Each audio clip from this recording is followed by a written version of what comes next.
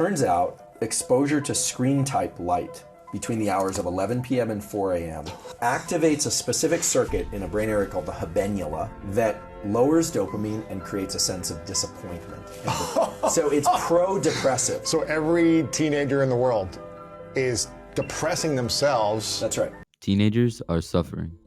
Ever since we were young, we had answers at our fingertips. Every tutorial, TV show, informational video.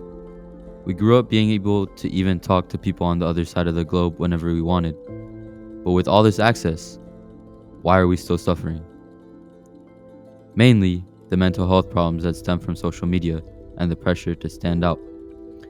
But the main thing we have focused on is how the mixture of sleep and social media don't mix together and make matters worse. An article we found from the Sleep Foundation stated, social media and sleep don't mix well. Excessive use of social media close to bedtime can reduce sleep quality and increase the risk of a multitude of sleep issues. So we decided to go out in our school and interview students about the effects of social media on their sleep and well-being. Here's what we found. Alright, so how late do you stay up on your phone normally? Probably like 1 to 2. Usually around 1 or 2 a.m. On the weekends, it's a little longer though. No, like 11:30, 8:30. Probably until like 11:30 maybe. Up to like 11:30. I would say as late as like 11 o'clock at night. Well, how do you feel like this affects your mental health? I don't really think it affects my mental health all that much, to be honest. It depends on what I'm watching, but if I'm seeing other people, usually it hurts my mental health. It could, but it could also like be positive by like watching entertainment, so you could like at least have some fun before sleeping, like watching Netflix and stuff. But yes, depending if you're more sensitive to topics that are published online. What do you think these effects may be? These effects may make you feel sad, maybe comparing yourself to other people and what they do in these trends. Oh, it's definitely not good, but I'm kind of addicted, so it's a problem, but I'm trying to fix it. Why do you think it's so addictive? I mean, it's so easy, like being connected to so many people at once, even though you're in your house. So even after students know social media is not really good for them, why do they keep doing it? Why do we keep checking social media? Why not give yourself a break? Well, there are two reasons. They are Addicted. Addicting. and the other one is confirmation bias. Even as a normal person, you assume that you're posting for an audience, and when something goes viral, it confirms what you already believe. You have an audience. Everyone loves the feeling of being right? However, at the end of the day, you're the only person who can change how you feel about yourself. External validation will only harm you in the long run.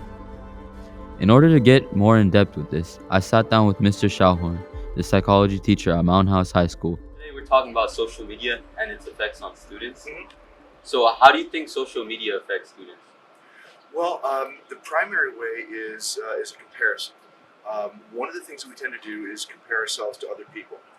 But one of the things that people don't realize, especially teenagers, is that what other folks are putting on the internet is their highlight reel.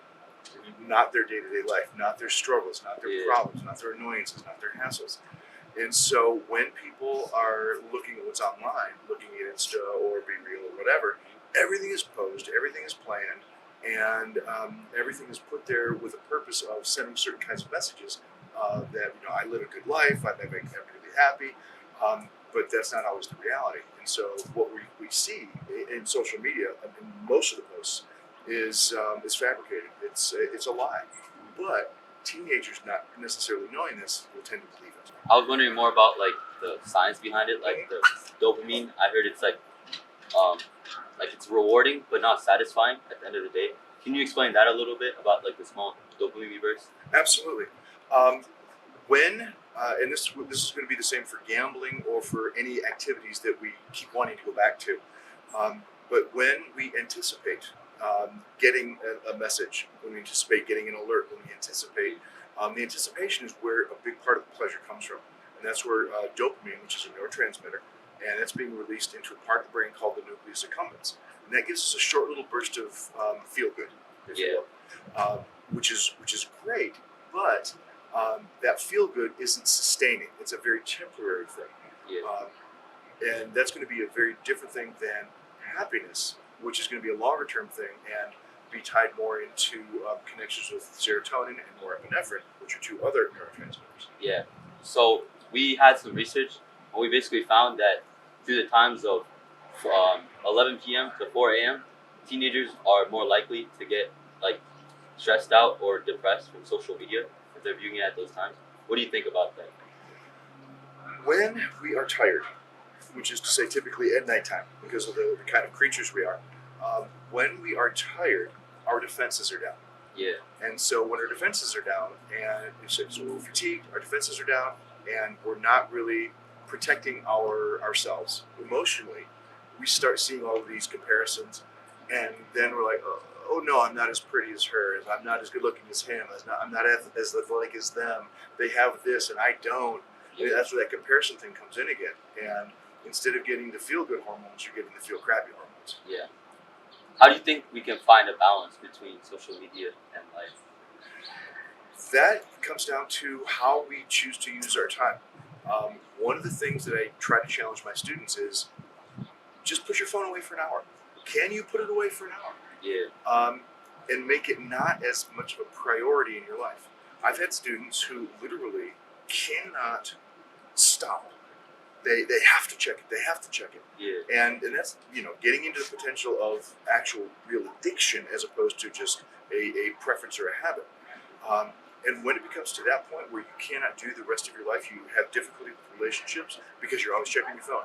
You can't focus in school because you're always checking your phone. Yeah. You can't actually have friendships because you're always checking your phone. All those things become problematic with any behavior.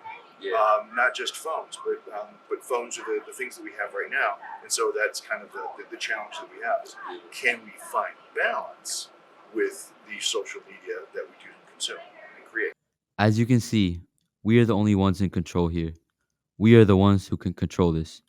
As Mr. Schauhorn said, social media does really affect students. But I've wondered a lot about what would happen if social media suddenly disappeared. There are a lot of good things that social media has to offer, and we should be trying to figure out how to enhance those things rather than get sucked into toxic loops, but we tend to forget that the relationship we have with social media isn't a secure one.